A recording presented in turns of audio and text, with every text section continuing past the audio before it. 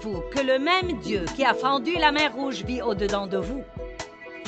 Rappelez-vous que le même Dieu qui a secoué la cellule de prison de Paul et de Silas et a ouvert les portes de prison vit au-dedans de vous. Que le même Dieu qui était dans la fournaise ardente avec Shadrach, Meshach et Abednego vit au-dedans de vous.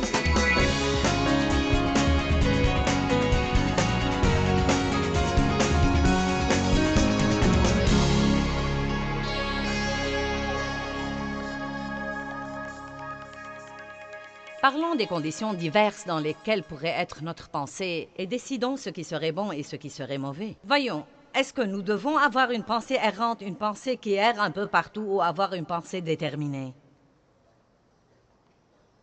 Vous pouvez vous asseoir là et me regarder. Et pendant que vous êtes là, vous allez acheter un hamburger. Comme vous pouvez penser à chez vous et faire le tour. Rappelez-vous que le même Dieu qui a fendu la mer Rouge vit au-dedans de vous. Rappelez-vous que le même Dieu qui a secoué la cellule de prison de Paul et de Silas et a ouvert les portes de prison vit au-dedans de vous. Que le même Dieu qui était dans la fournaise ardente avec Shadrach, Meshach et Abednego vit au-dedans de vous.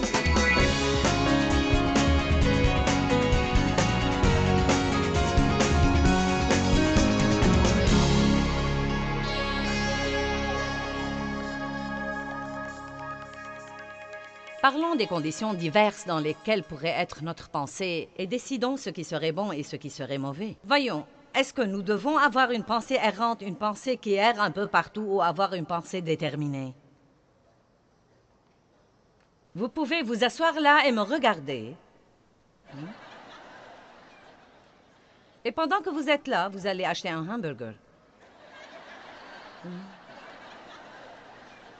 Comme vous pouvez penser à chez vous et faire le tour de votre maison et vous demander dans quel désordre elle sera quand vous rentrerez. Vous pouvez penser à ce que vous allez manger cet après-midi. Tout le temps, vous voyez, je me suis rendu compte une fois que ce n'est pas parce que votre corps est là que vous êtes là. Et la société dans laquelle nous vivons aujourd'hui, car il y a tant d'informations qui nous viennent si vite. Non, mais il y a des millions d'images qui nous viennent dans une très courte période de temps entre Internet et la radio et la télé et les panneaux d'affichage quand nous roulons sur l'autoroute. Vous savez, il y a certaines zones dans certains États. Par exemple, il y a un endroit à Dallas, au Texas, où on interdit les panneaux d'affichage. Et cela exaspère tout le monde. Mais c'est remarquable comme c'est paisible de rouler dans cette ville. Parce que vous pouvez rouler et voir la beauté que Dieu a créée. Ce n'est pas « achetez ceci, achetez cela, vous devez avoir ceci et cela. Ah oui, je n'ai jamais vu ça, j'ai besoin de ceci et de cela. » Non, mais j'ai remarqué maintenant dans quelques émissions de télé que toutes les 8 minutes, on a une page de publicité de 5 minutes. Et pendant ces 5 minutes, on peut faire de la publicité pour 7 produits différents. J'ai regardé plusieurs pubs hier et je n'ai même pas pu comprendre de quoi il s'agit. Non, mais nous avons une surcharge d'informations. Je vous encourage à commencer à discipliner votre pensée. Commencez à vous concentrer sur ce que vous faites et restez concentré. Les pensées de tant de gens aujourd'hui vagabondent un peu partout. Vous essayez de prier et d'avoir un moment calme avec Dieu et vous pensez à 50 choses que vous devez faire et que vous n'avez pas faites et que vous auriez pu faire. Pourquoi donc nous ne pensons pas à ces choses quand il faut les faire? Y avez-vous jamais pensé? C'est étonnant, l'aide qui nous vient au mauvais moment. Ecclésiaste 5.1, chose curieuse, dit que nous devons apprendre à prêter attention à ce que nous faisons. J'ai découvert que quand je prête attention à ce que je fais, ma puissance et mon excellence augmentent. Et je l'ai testé. Rentrez chez vous et testez-le. J'écris beaucoup, et si j'écris en pensant à autre chose, mon écriture se détériore et devient illisible. Mais si je me propose de me concentrer sur ce que j'écris et que je prête attention à chaque lettre, mon écriture embellit. Si je me donne un coup de peigne et je me concentre sur ce que je fais, je finis par avoir une meilleure coiffure que si je le fais en m'inquiétant du lendemain. Quelqu'un est ici aujourd'hui? Apprenez donc à exercer votre pensée. Cela peut prendre le reste de votre vie, mais c'est au moins un but à atteindre. N'ayez pas la pensée errante. Parlez à vos enfants. Écoutez-moi. Et une pensée inquiète et angoissée alors, devons-nous avoir cette pensée ou une pensée paisible? Quelle est la solution de l'inquiétude? Vous devez comprendre l'inutilité de l'inquiétude. Tout ce qu'elle fait, c'est de vous donner des ulcères, des maux de tête, de cou et de dos, et elle vous rend grognon et difficile à vivre. L'inquiétude ne sert à rien, elle ne sert à rien du tout. Parlez-vous un peu tout seul, allez dans un coin et parlez-vous tout seul. Bien, Joyce, tu as cette situation, l'inquiétude ne servira à rien. Ça suffit. Va aider quelqu'un. Va écouter de la bonne musique, va écouter une bande. Ne perds pas ta journée à t'inquiéter, car ça ne va servir à rien. Bien, Seigneur, je me sens mieux. Allez vous prêcher un message. Amen. Allez à Philippiens 4. Vous êtes toujours avec moi, n'est-ce pas? Ne vous inquiétez de rien, ne soyez anxieux à propos de rien.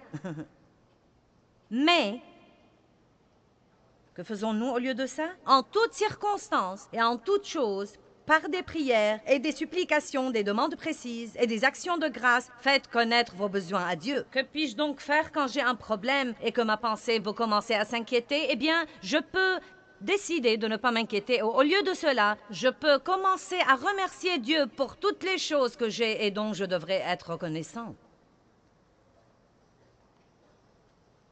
Je peux interrompre ces mauvaises et inquiétantes pensées en écoutant une bande d'enseignement ou de la bonne musique. Au lieu de m'asseoir sur une chaise quelque part et de m'inquiéter, je pourrais me lever et aller aider quelqu'un qui a besoin d'aide. Nous devons commencer à lutter pour notre vie et pour notre paix. Et à ce moment-là, la paix de Dieu sera la vôtre. Le verset 8 dit « Au reste, frères, que tout ce qui est vrai, tout ce qui mérite le respect, tout ce qui est honorable, bienséant, juste, pur, aimable, bon, charmant et agréable, tout ce qui est vertueux et excellent, tout ce qui est digne de louange, pensez-y, tenez-en compte et faites-en l'objet de vos pensées. » La Bible amplifiée dit « Fixez vos pensées là-dessus. » Génial. Ensuite, nous savons que Matthieu 6,34 nous dit « Ne vous inquiétez pas du lendemain, à chaque jour suffit sa peine. » Comprenez que, quoi qu'il arrive demain, vous n'avez pas encore une grâce pour demain. Dieu donnait aux Israélites leur manne un jour à la fois, et s'ils essayaient aujourd'hui de prendre celle de demain, elle se pourrissait et puait. Dieu ne va pas vous donner la force dont vous aurez besoin demain.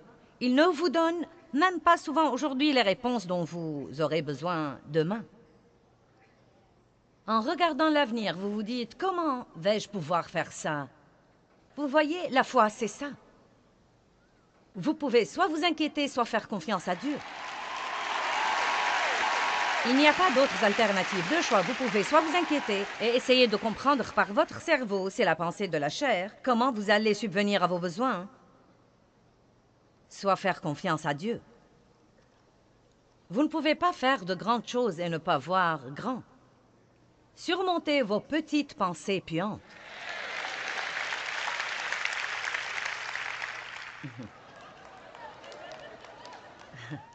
Vous devez voir grand, ayez de grands plans, ayez de grands rêves. Attendez-vous à ce que Dieu fasse de grandes choses dans votre vie.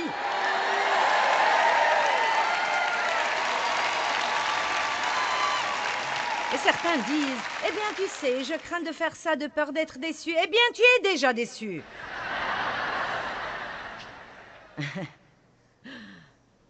Ouh, Jésus, je m'amuse ce soir. Et la pensée errante alors?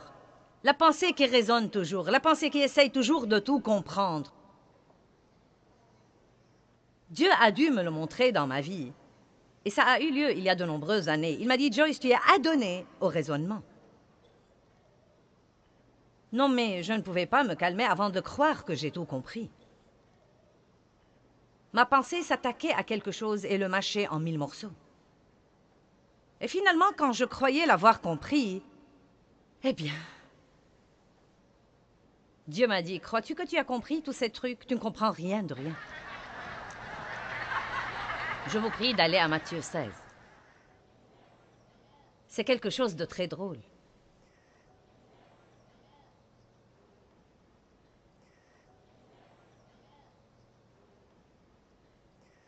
Matthieu 16, à partir du premier verset.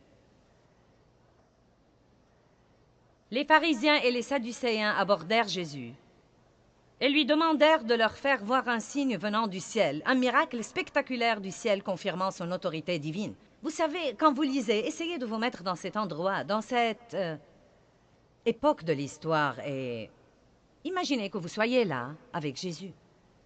Vous avez vu les miracles. Vous étiez avec lui quand il a nourri les 5000, quand il a nourri les 4000, et quand il a ressuscité Lazare d'entre les morts.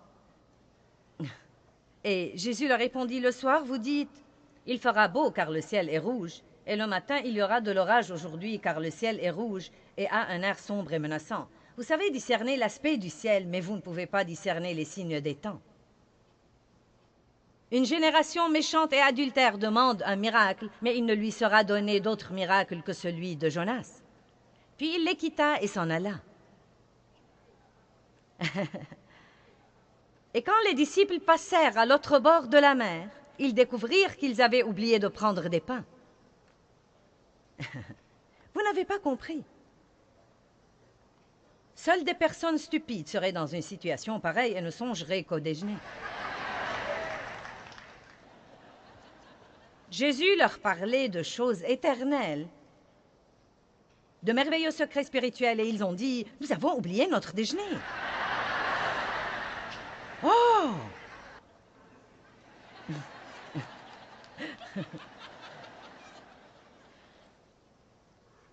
Maintenant, Jésus dit, il continue à essayer d'enseigner. Donc, il utilise maintenant cet exemple du pain et il dit, eh bien, faites attention et prenez garde au levain et au ferment des pharisiens et des sadducéens. Maintenant, il essayait de leur parler de l'hypocrisie religieuse, mais ils pensaient toujours au déjeuner. Et ils raisonnaient entre eux, Ils ont opté pour la pensée de la chair et ils ont essayé de comprendre qu'est-ce qui se passe ici. Et ils se sont dit, a-t-il dit ça parce que nous n'avons pas pris de pain?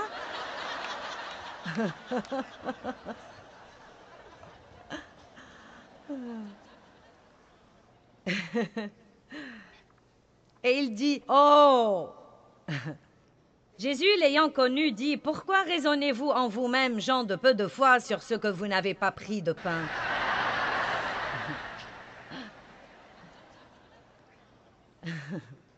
Imaginez certaines de nos conversations quand nous restons assis à ne rien faire. Je peux voir ça. Si vous ne prêtez pas attention à ce que je me prépare à dire, certains quitteront cet endroit après avoir été là tout le week-end dans la gloire de Dieu et après avoir écouté ces trucs sur la pensée, et vous vous arrêterez pour déjeuner quelque part avec vos amis en rentrant chez vous, et vous pouvez probablement faire la conversation la plus banale et la plus bête qui soit.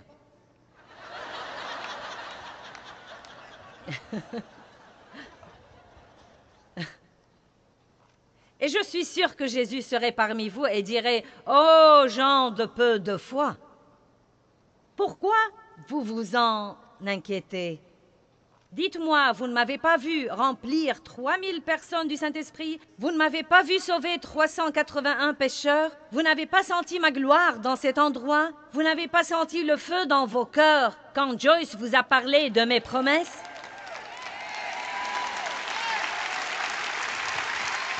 Et le déjeuner, alors?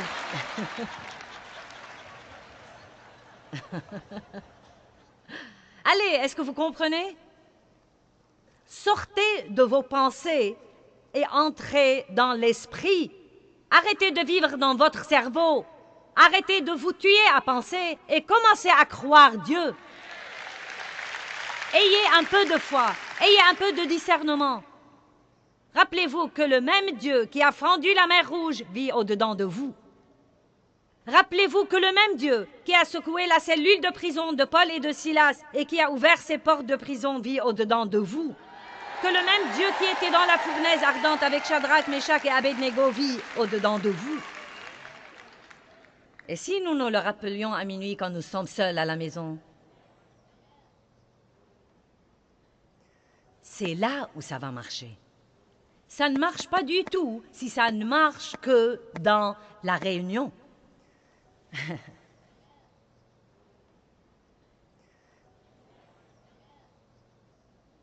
Vous ne saisissez pas encore et vous ne comprenez pas?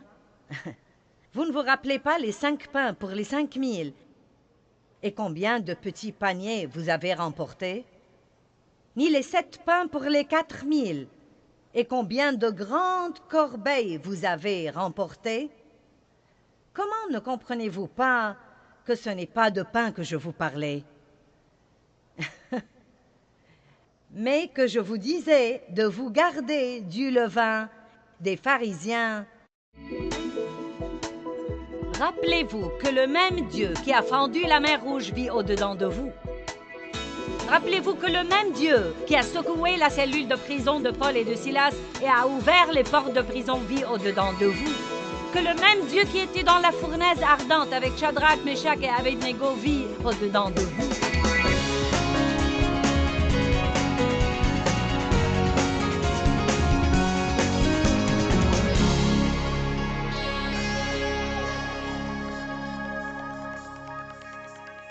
Parlons des conditions diverses dans lesquelles pourrait être notre pensée et décidons ce qui serait bon et ce qui serait mauvais. Voyons, est-ce que nous devons avoir une pensée errante, une pensée qui erre un peu partout ou avoir une pensée déterminée?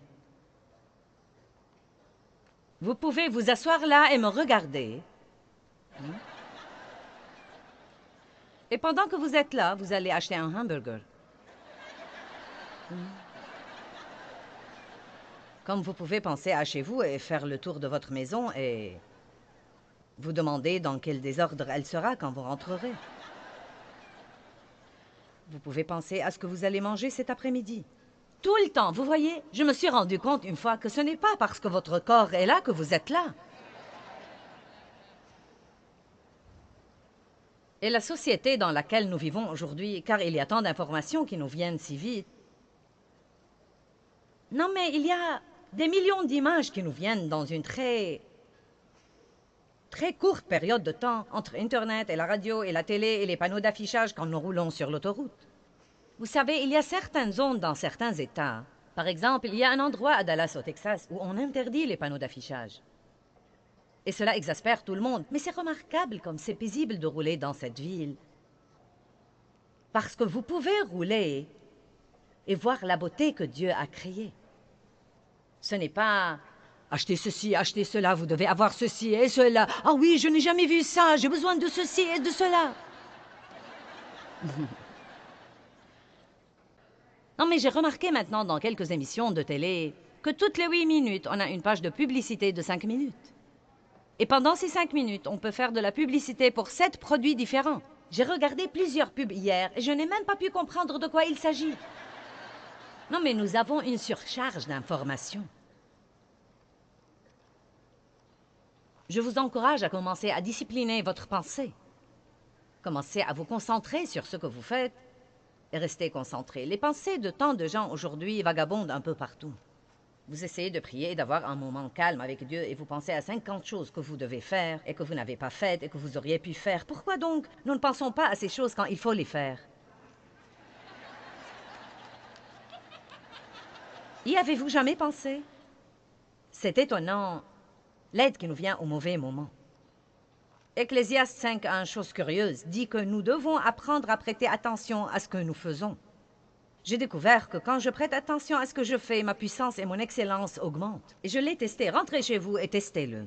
J'écris beaucoup, et si j'écris en pensant à autre chose, mon écriture se détériore et devient illisible. Mais si je me propose de me concentrer sur ce que j'écris et que je prête attention à chaque lettre, mon écriture embellit. Si je me donne un coup de peigne et je me concentre sur ce que je fais, je finis par avoir une meilleure coiffure que si je le fais en m'inquiétant du lendemain. Quelqu'un est ici aujourd'hui? Apprenez donc à exercer votre pensée. Cela peut prendre le reste de votre vie, mais c'est au moins un but à atteindre. N'ayez pas la pensée errante. Parlez à vos enfants. Écoutez-moi. Et une pensée inquiète et angoissée alors, devons-nous avoir cette pensée ou une pensée paisible? Quelle est la solution de l'inquiétude? Vous devez comprendre l'inutilité de l'inquiétude. Tout ce qu'elle fait, c'est de vous donner des ulcères, des maux de tête, de cou et de dos, et elle vous rend grognon et difficile à vivre.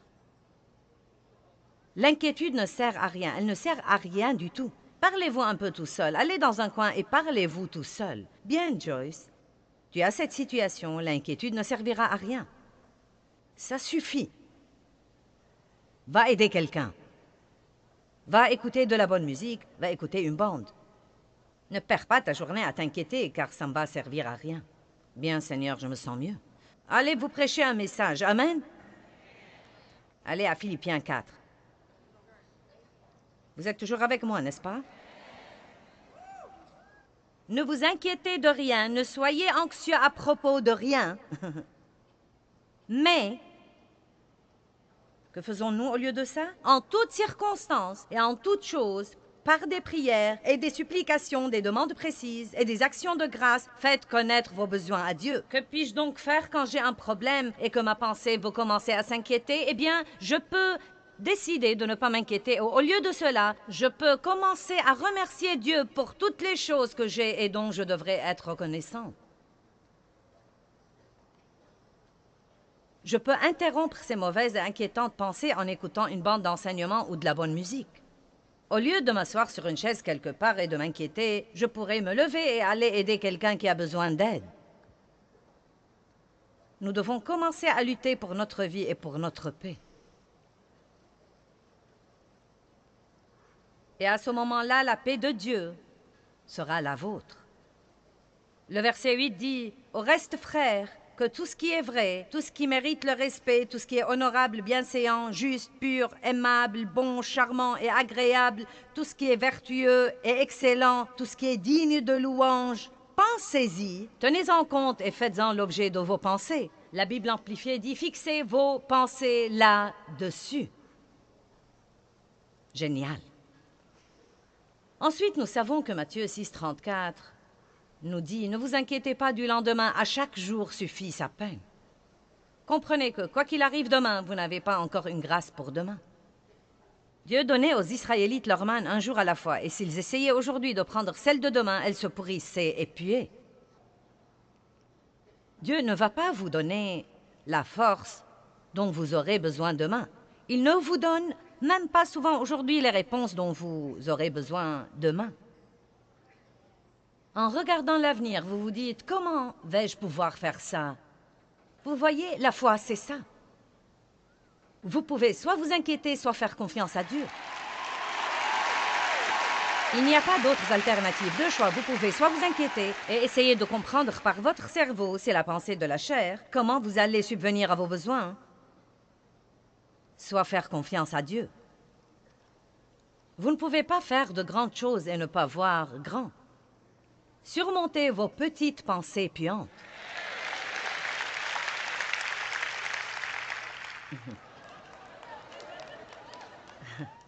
Vous devez voir grand, ayez de grands plans, ayez de grands rêves. Attendez-vous à ce que Dieu fasse de grandes choses dans votre vie.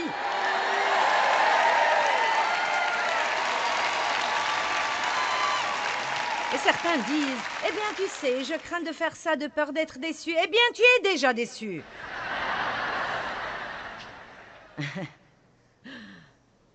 Ouh, Jésus, je m'amuse ce soir. Et la pensée errante alors? La pensée qui résonne toujours, la pensée qui essaye toujours de tout comprendre. Dieu a dû me le montrer dans ma vie. Et ça a eu lieu il y a de nombreuses années. Il m'a dit, « Joyce, tu es adonnée au raisonnement. » Non, mais je ne pouvais pas me calmer avant de croire que j'ai tout compris. Ma pensée s'attaquait à quelque chose et le mâchait en 1000 morceaux. Et finalement, quand je croyais l'avoir compris, eh bien, Dieu m'a dit, « Crois-tu que tu as compris tous ces trucs? Tu ne comprends rien de rien. » Je vous prie d'aller à Matthieu 16. C'est quelque chose de très drôle.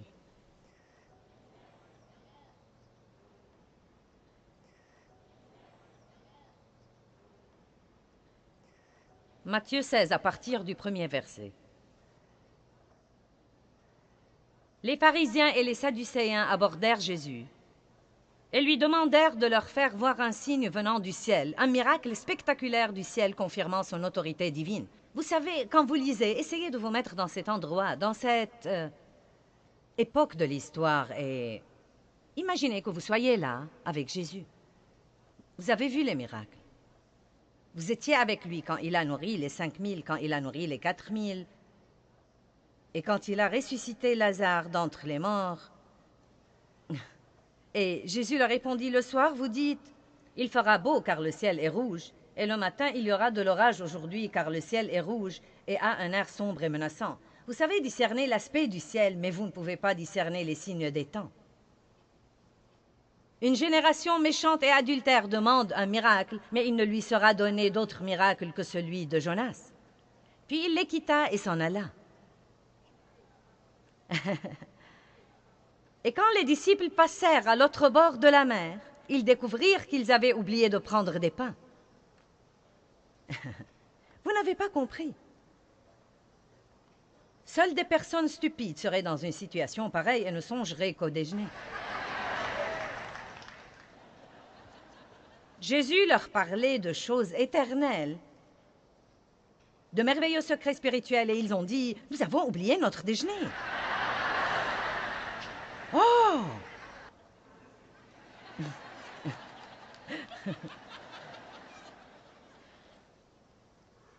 Maintenant, Jésus dit, il continue à essayer d'enseigner.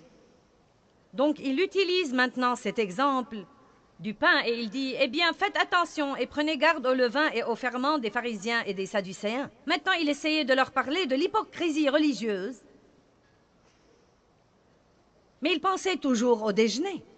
Et ils raisonnaient entre eux, Ils ont opté pour la pensée de la chair et ils ont essayé de comprendre qu'est-ce qui se passe ici. Et ils se sont dit, a-t-il dit ça parce que nous n'avons pas pris de pain?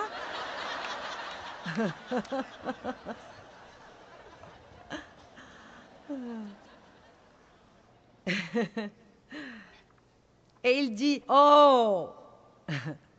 Jésus, l'ayant connu, dit, pourquoi raisonnez-vous en vous-même, gens de peu de foi, sur ce que vous n'avez pas pris de pain?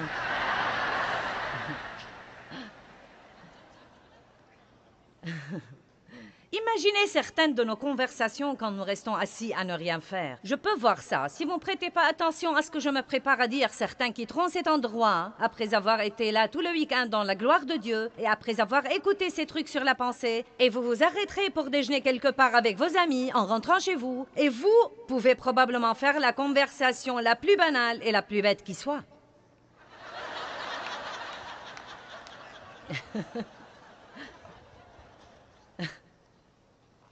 Et je suis sûre que Jésus serait parmi vous et dirait « Oh, gens de peu de foi, pourquoi vous vous en inquiétez?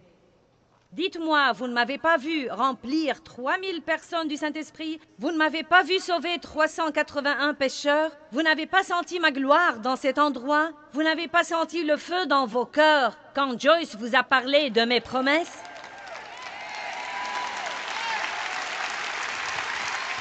Et le déjeuner, alors?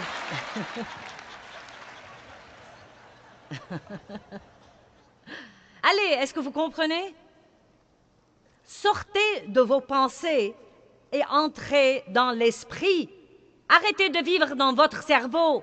Arrêtez de vous tuer à penser et commencez à croire Dieu. Ayez un peu de foi, ayez un peu de discernement. Rappelez-vous que le même Dieu qui a fendu la mer Rouge vit au-dedans de vous. Rappelez-vous que le même Dieu qui a secoué la cellule de prison de Paul et de Silas et qui a ouvert ses portes de prison vit au-dedans de vous. Que le même Dieu qui était dans la fournaise ardente avec Shadrach, Meshach et Abednego vit au-dedans de vous. Et si nous nous le rappelions à minuit quand nous sommes seuls à la maison? C'est là où ça va marcher. Ça ne marche pas du tout si ça ne marche que dans la réunion.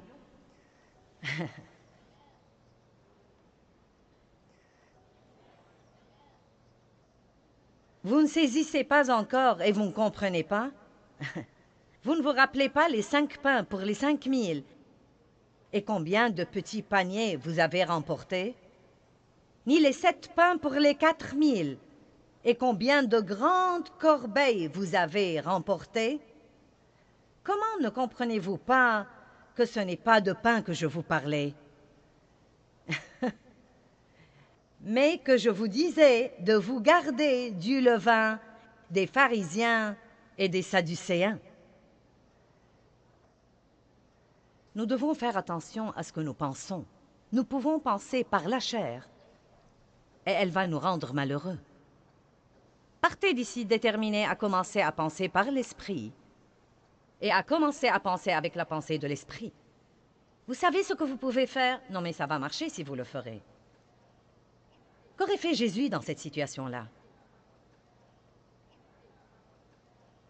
Qu'aurait-il pensé? Est-ce une pensée pieuse? Est-ce comme ça que Dieu veut que je voie ça? Comment veut-il que je réagisse à ça? Ou bien, quand le diable vous ment? Ça ne m'arrive plus beaucoup car j'ai beaucoup d'expérience avec Dieu. Plus vous avez de l'expérience avec Dieu, plus c'est facile de rester confiant dans les situations. Mais il y a eu une époque dans ma vie, dans le ministère, où si je prêchais et que 2 ou 3 personnes quittaient avant la fin du sermon, je serais complètement convaincue que mon message était pourri et qu'ils ne m'ont pas aimé. Je serais malheureuse toute la journée. Et maintenant, s'ils quittent, je pense que c'est eux les perdants. Car je crois que j'entends de Dieu, et je ne le dis pas sarcastiquement. Mais vous devez arriver au point où vous ne laissez pas la réaction de tout le monde à votre égard décider si vous êtes dans la bonne voie ou pas. Car le diable peut toujours trouver quelqu'un qui vous regarde de travers au mauvais moment. Une fois, j'ai fini une réunion. Non, mais le diable me martelait la cervelle. C'était mauvais, tu n'aurais jamais dû le prêcher, blablabla, blablabla. Et Dieu m'a dit, pourquoi tu n'arrêtes pas ça pour vérifier avec ton cœur? Oh. Et dès que j'ai vérifié avec mon cœur, je me suis dit, vous savez quoi? C'est ce que Dieu m'a dit de faire. Je l'ai fait du mieux que je puisse faire. Il ne s'attend pas à autre chose. Il le prendra et bénira les vies des gens avec ça. Ensuite, jouissez de votre vie. Si vous restez dans vos pensées, vous allez être malheureux. Mais si vous entrez dans l'esprit, vous pouvez avoir la vie et la tranquillité d'esprit. Il y a tant d'autres aspects dont je pourrais vous parler. Une pensée embrouillée ou une pensée claire et résolue. Commencez à prendre des décisions. Une décision n'est pas une décision tant que vous décidez de ne pas décider. Ne vous inquiétez pas de rater Dieu. Si vous le ratez, il vous trouvera. N'ayez pas une pensée égoïste au lieu d'une pensée altruiste. Un de mes versets préférés dans Galates 6, 10 dit « Songez à être une bénédiction, surtout à ceux de la maison de Dieu. » Décidez d'être une bénédiction. Vous ne devez pas attendre 3 sonneries de trompette et 2 prophéties et l'apparition de 4 anges avant d'aller faire une bonne action. Pourquoi vous devez attendre une parole du ciel pour donner 10 $ supplémentaires? Vous savez pourquoi? Parce que nous ne voulons pas donner 10 $ et nous voulons que Dieu nous prouve que c'est lui qui les demande avant que nous les lâchions. Maintenant, Dieu, si c'est vraiment toi... Allez, je sais, je suis passée par là. Maintenant, Dieu, si c'est vraiment toi... Le Seigneur m'a dit un jour, tu sais, Joyce, même si ce n'est pas vraiment moi, je ne me fâcherai pas de toi si tu bénis quelqu'un. Prends ta liberté et fais ça. Tu ne dois même pas demander ma permission pour être une bénédiction. Je t'ai créé pour ça. Fais-le sans hésiter.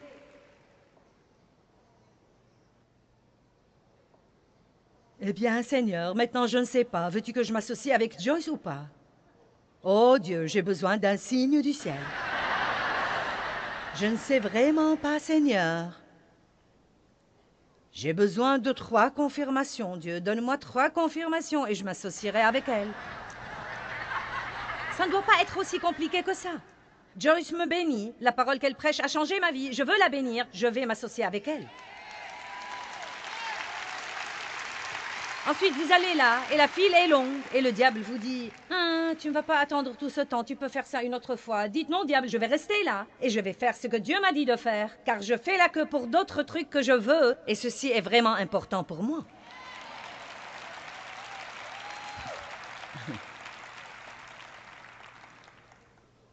Écoutez cette dernière chose. Qui veut écouter cette dernière chose? La dernière chose que je veux vous dire, c'est de faire très, très attention à la manière dont vous pensez de vous-même. Ne vivez pas avec une conscience coupable tout le temps, mais ayez une conscience de justice. Oui, nous péchons et nous faisons de mauvaises choses de façon régulière. Mais la Bible dit que le sang de Christ nous a délivrés de nos péchés et que nous nous tenons justes devant Dieu, vêtus non pas de notre propre justice, mais de la sienne. La seule justice qui soit acceptable devant lui est sa propre justice, et il nous l'a donnée pour qu'il puisse communier avec nous. J'ai oublié si c'était jeudi ou vendredi que j'ai raconté l'histoire de... Je crois que c'était jeudi où j'ai parlé... J'ai fait ce jour-là 2 erreurs dont je me souviens. J'ai été impatiente avec quelqu'un et je n'ai pas été aussi clémente que j'aurais dû l'être. Et je me suis surprise à penser à ces 2 choses et à avoir mauvaise conscience. Et Dieu m'a dit, pourquoi penses-tu aux 2 mauvaises choses que tu as faites au lieu des 150 bonnes choses que tu as faites aussi? Eh bien, je ne sais pas si ça serait juste de le faire. Y a-t-il un verset qui vous dit de penser tout le temps à tout ce que vous avez fait de mauvais? Faites l'inventaire de tout ce que vous avez fait de mauvais. Prenez-le à Dieu, surmontez-le et allez de l'avant, oubliant ce qui est en arrière et me portant vers les bonnes choses qui sont en avant. Et je ne vous suggère pas de rester assis à ne rien faire et de vous vautrer dans votre propre bonté. « Oh, je suis si bonne, je suis une telle bénédiction. » Mais vous pouvez dire des choses comme, vous savez, je fais des progrès. Je ne suis pas là où je devrais être, mais je fais du chemin, je fais un voyage, j'aime Dieu. Je m'améliore, je suis loin d'agir aussi mal qu'avant. Mon cœur est juste. Et vous savez quoi? Dans cette situation, je ne me suis pas mise en colère comme je l'aurais fait autrefois. Dans cette situation, j'ai été beaucoup plus généreuse que je ne l'aurais été il y a 5 ans. Et bien que j'ai vraiment perdu patience dans cette situation, je m'en suis rendu compte sur le champ et j'ai pu me repentir et demander le pardon de Dieu. Donc mon cœur n'est plus maintenant aussi dur qu'avant. Je réagis vraiment à la voix du Saint-Esprit. Allez, alléluia!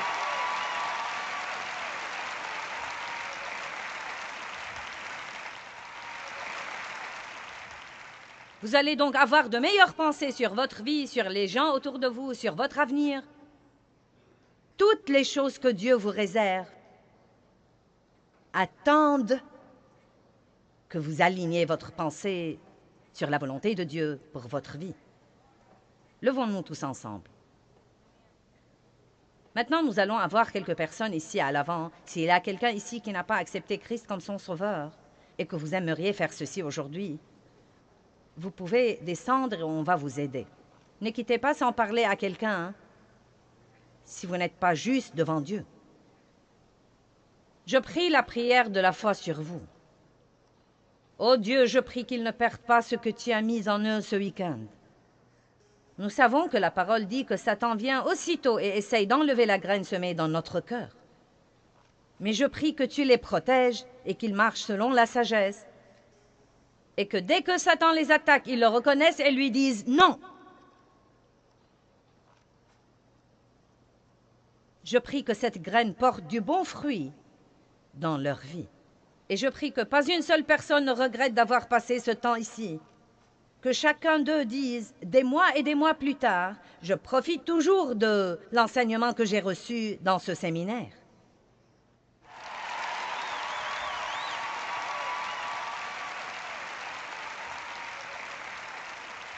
Je prie que les gens aient fait de nouveaux amis ce week-end, noué de nouvelles relations, qu'ils rentrent chez eux rafraîchis, remplis de passion et d'ardeur pour faire ta volonté. Je vous bénis au nom puissant de Jésus et je prie que vous ayez la meilleure vie que vous puissiez avoir et que vous rendiez gloire à Dieu tous les jours de votre vie sur cette terre. Au nom de Jésus. Amen. Merci d'être venus. Nous vous aimons.